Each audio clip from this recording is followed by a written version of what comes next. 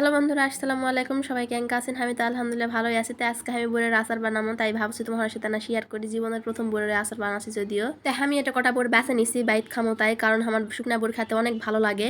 এলা আমার মাও বাইতে পাঠাইছে, ঢাকাতে আইসলতে নিয়ে এসে দিয়ে গেছে। তো ভাবনো বোরগুলা নষ্ট করে আচার করি। আমার বোন কনক করবা করলো না। এলা আমি ভাঙে ভাঙে দেখিছি পোকা আছে নাকি, আর আইতে দেখো এলা হলো বাস বাড়াইছে, দেখো পোকা কত। এই জন্য ভালো করে বেছে বেছে নিবা হবে, তাই আমি ভালো করে বেছে নিছি। এটা তো পোকা আছে নাকি, পোকা আল্লাহ কতগুলা বের হয়েছে দেখো, বাস বাড়াইছে এলা।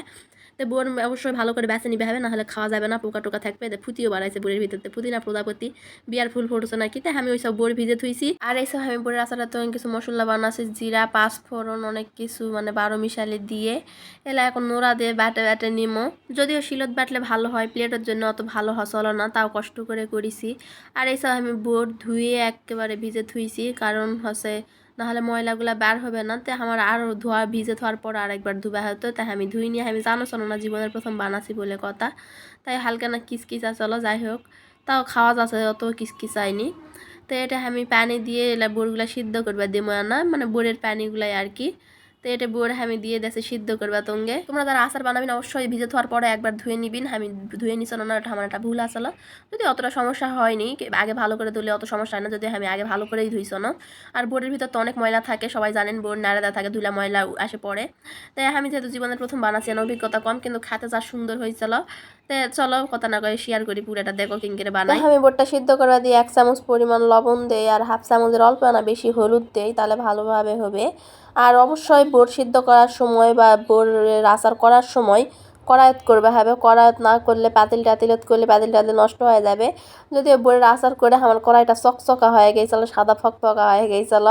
বোর্ড যেহেতু টক জিনিস নষ্ট করাতে আমি কাস্টিল একটা কড়াই নিচ্ছি, যাতে নষ্ট না হয় জিনিসটাতে। আমি সবগুলো নাড়ে নুড়ে ঘাটে ঘাটে দিনও, সবগুলো যাতে মিশে যায় একসাথে। তো দিয়ে আমার এইসব জাল জল হচ্ছে, আর এইসব মিশে দিন। তো এই দেখো সিদ্ধ করতে করতে প্রায় সিদ্ধ হয়ে চলে আইছে, আর অল্প না সিদ্ধ হবে। সিদ্ধ হতে হতে যেন পানিটা যেন না থাকে, পানিটা যেন কমে আসে, তাহলে ভালো হয়। আর সবগুলা যেন মিশে যায় একেবারে। আর জামা ঘরের গোটা গোটা বোরের আচার খেতে ভাল লাগে না, গোটা গোটা থাকবে তারা এত ঘাটপিন না। আমার একেবারে ঘাটির মতন আচারই ভাল লাগে। এই জন্য আমি বেশি করে ঘাটে ঘাটে আউলে দিচ্ছি, কারণ আউলানো আচার বেশি টেস্ট হয়, সব কিছুর ভিতর ঢুকে। আর গোটা গোটা থাকলে তো ভাল লাগে না। তো আমার সিদ্ধ করতে করতে এই পরিস্থিতিতে আইছে।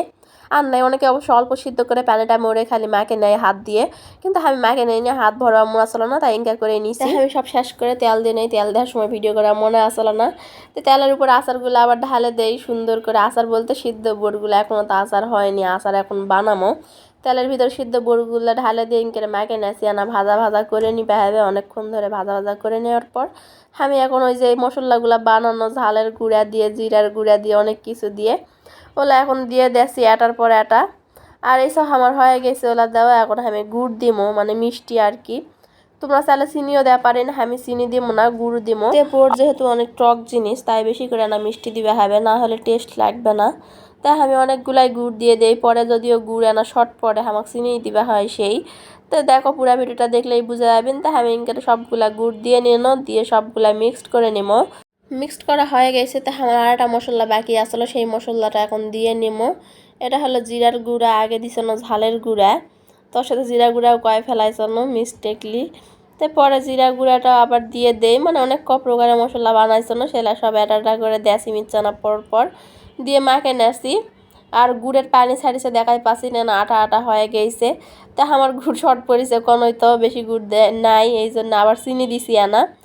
চিনি দিয়ে আবার মাখছি, চিনিরও পানি বের হবে, আরও আটা আটা হয়ে যাবে। যত মাখপিন, যত গুড় মিষ্টি জাতীয় জিনিস দেওয়া হবে, তত বেশি আটা আটা হয়ে যাবে। তো মিষ্টির পানিটা মারে নিবা হবে, নাড়ে নাড়ে অনেকক্ষণ ধরে নাড়বা হবে, নাহলে পানি পানি থাকলে কিন্তু আচার বেশি দিন থাকবে না, নষ্ট হয়ে যাবে। তো আমি নাড়তেই আসি চুলার জ্বালানা মিডিয়ামে দিয়ে গুড়ের চিনি এলা দিছি, যে এলার তো পানি বের হবে, এলা তো মারবা হবে। এলা নাড়ে নাড়ে মারছি, আর যত ঘাটছি বেশি বেশি করে আটা আটা হচ্ছে, বেশি বেশি করে ঘাটতে হবে। আর যদি তোমরা গোটা গোটা খাবার চান, তাহলে বেশি ঘাটতে হবে না, অল্প ঘাটলেই হবে। দেখাই পাচ্ছি না এখন অনেক বেশি পানি আছে, তাই আমি অনেকক্ষণ যাবত নাড়ে নাড়ে পানিটা কমে নেছি। আর আচারটা আরও আটা আটা করছে, সব কিছুর সাথে মিশে ফেলাছি। তা আমার আচার মোটামুটি হয়ে আইছে, দেখা পাচ্ছি না অনেক সুন্দর আটা আটা হয়েছে। রান্না হবে যদি এখন নরম আছে। তো হওয়ার পর অনেকখানি হয়ে যাওয়ার পর দেখো ক্যাঙ্কারা হয়।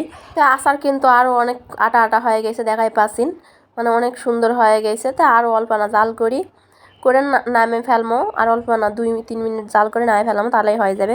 যদি এখনও নামানো যাবে। তাই আজকের ভিডিও এই পর্যন্তই। কেঙ্কা লাগলো আমার আচার বানানোর ভিডিও, জীবনের প্রথম অভিজ্ঞতা। আর এই দেখো একেবারে হওয়ার পর ক্যাঙ্কারা। তো ভিডিওটা ভালো লাগলে না লাইক কমেন্ট শেয়ার করে দেন, আর ভিডিওটা ক্যাঙ্কা লাগলে না কমেন্ট করে জানাও। আর ভিডিওটা শেষ পর্যন্ত দেখার জন্য অনেক অনেক ধন্যবাদ। আল্লাহ হাফেজ।